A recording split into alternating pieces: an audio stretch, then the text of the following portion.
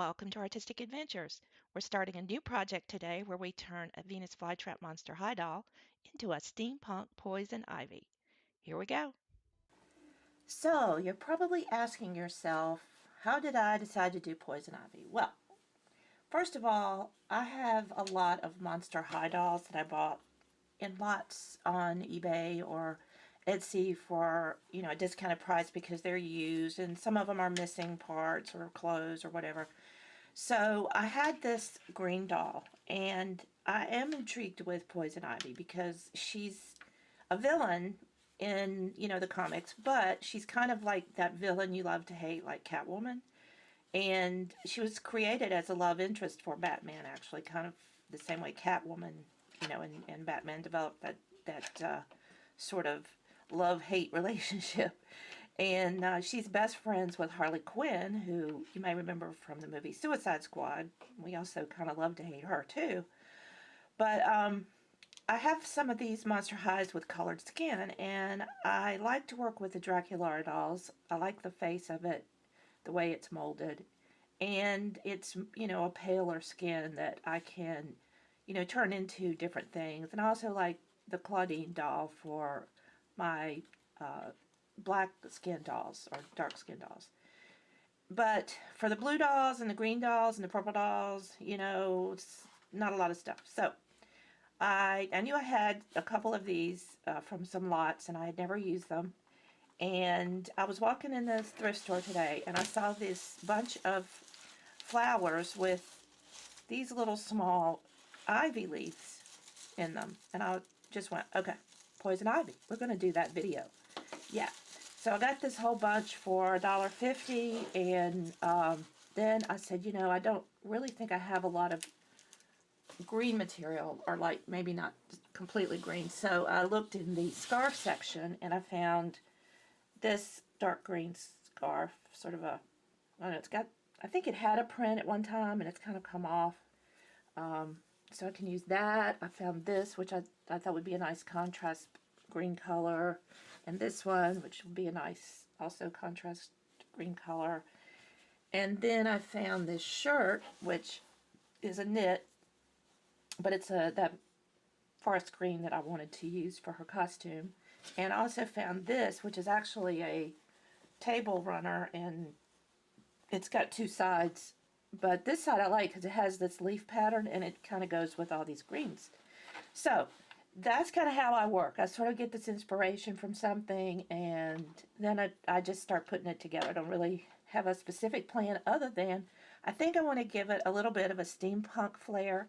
If you Google poison ivy costumes or poison ivy, like do it yourself for cosplay or something, you're going to see so many different types of costumes for poison ivy. She's one of those that it's never the same.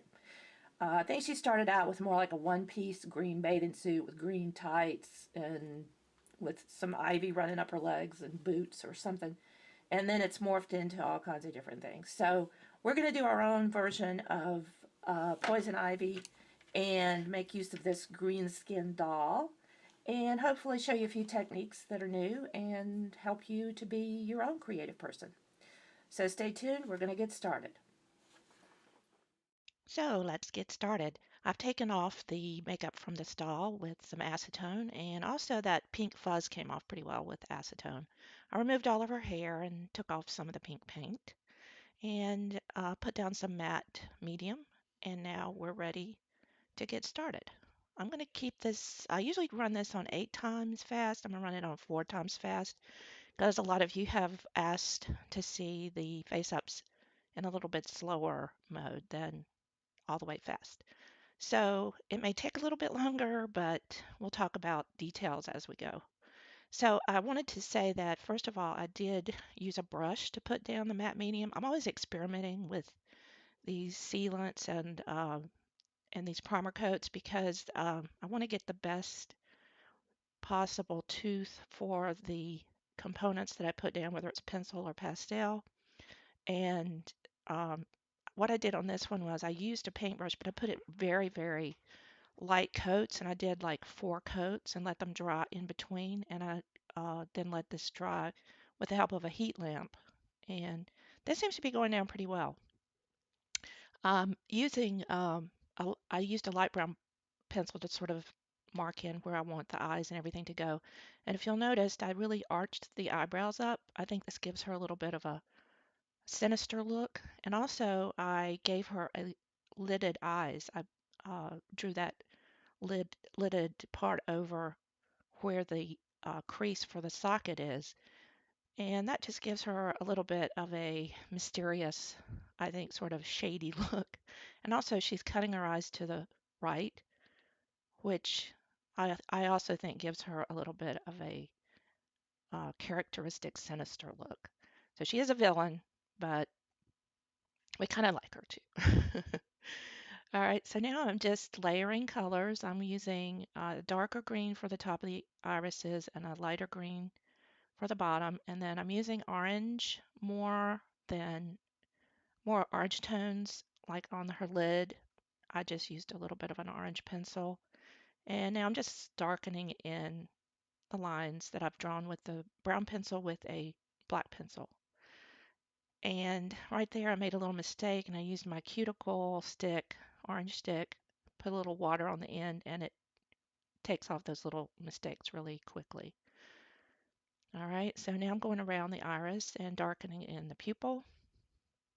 And I'll do this several times. It just seems to always add a little bit more color each time I do it. And darkening in the eyebrows some, I started with brown, and now I'm going to darken those in with black some. There's lots of ways to do this. Some people use pastels for this. I like to see the little strokes, so that's sort of like little hairs. And going back in with the white, I do this quite a few times.